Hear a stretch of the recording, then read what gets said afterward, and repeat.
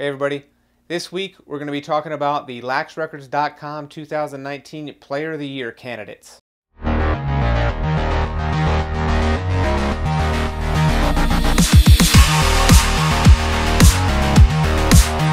This week we're doing something different. I want to take a look at the players that I have as the frontrunners for the 2019 LaxRecords.com Player of the Year. This is an award that I've done each of the last 2 years.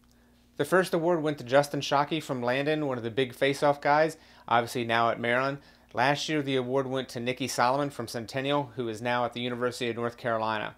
So who will it be in 2019? Alright, because this is not a ranking list, I'm actually going to go in alpha order. So if you're looking at the list, this is going to go A to Z, because we're not going to tip my hat to see which one I may be leaning towards in the preseason. First out of the gate is Jacob Angelus. He is a senior with Paul VI and a Johns Hopkins commit. Angelus set the Paul VI program record for scoring last season with 106 points on 70 goals. He also earned first team All-State and first team All-Washington Catholic Athletic Conference. He should become the next player in line to score 300 career points in Virginia history, which will make him among the top 15 players in the state's history. Next up is Canyon Birch from Mansequan in New Jersey. And again, if I'm mispronouncing that name, I really apologize. I'm doing the best I can.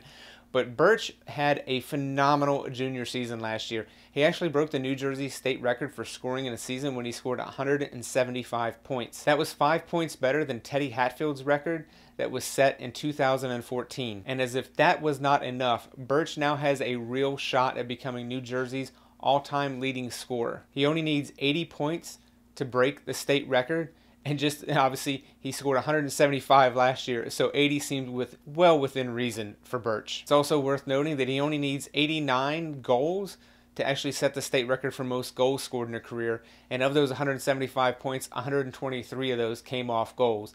So Birch could have a very phenomenal senior season. Next up on the list is Graham Bundy out of MICDS out of St. Louis, Missouri. As Bundy heads into his senior season, he is already a 3-time All-State player, and he could become the first player in Missouri State history that I'm aware of to have scored 400 career points. The Georgetown commit scored 146 points last season, and he enters this season with 286 for his career. Bundy was named the U.S. Lacrosse Midwestern Player of the Year last year, in addition to being named the St. Louis Metro Player of the Year. And just in case you wonder if he still got it, he played football this fall, and he was already named first team All-State. All right, we're probably into the first player that you may not be aware of, but Dylan Day out of Tecumseh in Michigan is en route to become the state's #2 leading scorer of all time. The Indianapolis commit needs only 17 points to become the next player in Michigan's history to reach 400 for his career. And after scoring 163 points last season, if he just repeats that year for his senior year, he'll become only one of 2 players to have scored 500 career points. Might seem like it, we're not intentionally slowly moving west across the country, but next on the list is Kevin Groaning Er out of St. Margaret's Episcopal in California. The Bryant commit entered his senior season needing just 3 points to reach 300, and he actually did that in his first game of 2019, and now he only needs 89 points to actually become California's all-time leading scorer, and he should become the first player in California history to reach 400 career points, but he also has a chance at being the first player in California history to actually have 200 career goals and 200 career assists. All right, we're skipping way back across the country, and we're looking at Brendan Grimes, a junior, one of the first underclassmen on the list from Boys Latin. It's worth noting that the Johns Hopkins commit was actually a starter on the Lakers as a freshman, which is actually notable because when you consider the amount of talent that are on the Boys Latin squads from year to year, for a guy to be able to come in as a freshman and get significant playing time is significant in and of itself. Grimes scored 36 goals and 14 assists as a freshman, and then he followed that up with 61 goals and 13 assists last season. Grimes was a pretty big reason that the Lakers were able to reach the MIAA A-Conference Championship game last season. In addition to all the stats, he earned second team All-State honors. All right, we're sticking on the East Coast. We're moving up Interstate 95 a little bit, and we're going to look at the #1 junior according to Inside Lacrosse. Yeah, we're talking about Brennan O'Neill from St. Anthony's. It's pretty interesting to note that O'Neill is such a maybe once-in-a-generation talent that even though he's a junior in high school, he's already in his 4th year playing on a varsity program. The Duke commit actually played on the Bayshore varsity team when he was just in 8th grade.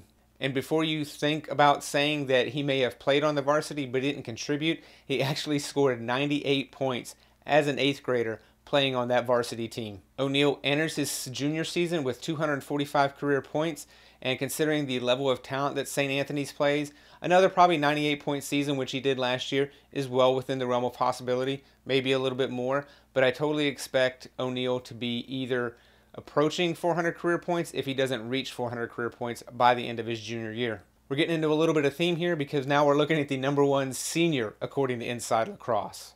Connor Schellenberger from St. Anne's Belfield is actually returning to St. Anne's Belfield after playing at Bullis as a junior. Schellenberger scored 72 points while playing with Bullis, who won the IAC championship last season, and this will be the first time he's been in a stab uniform since his sophomore season. That crimson outfit could have good luck for Schellenberger because the last time he wore it, he scored 118 points. I am expecting Schellenberger to have a phenomenal senior season because he's going to be teaming up with Notre Dame commit Emmett Barger, so I'm looking for big things from the senior. We're moving down to Georgia, but we're staying in Maryland a little bit because we're talking about Maryland commit Orion Siracusa out of Centennial. Siracusa enters his senior season with 314 career points and is coming off back-to-back 100-point seasons.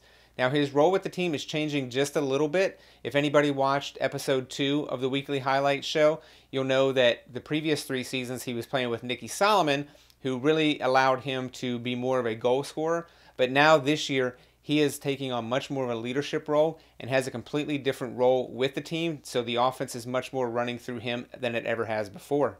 In addition, not playing with Solomon anymore, he's also not playing with Colin Hall, which made up the trio of players that had 300 career points all at the same time, which I still believe is a first in high school lacrosse history. If the Centennial Knights have shown me anything in history, is they do not rebuild, they reload, and I'm sure Siracusa is going to be a big part of that, and he will become the next player in Georgia State history to reach 400 career points. All right, we're moving away from the offensive juggernauts just a little bit, but we're starting with the guy that gets it started for everybody. We're looking at a face-off man. Gavin Tai from Penn Charter is another interesting player, kind of like Brennan O'Neill, because he's already in his 5th year of high school because he actually played on Penn Charter's varsity team as an 8th grader, and because of that, it's going to allow him to most likely break T.D. Erlin's record for most face-offs won in a high school career. And trust me, it is not just because he's in his 5th year that he's going to break that record.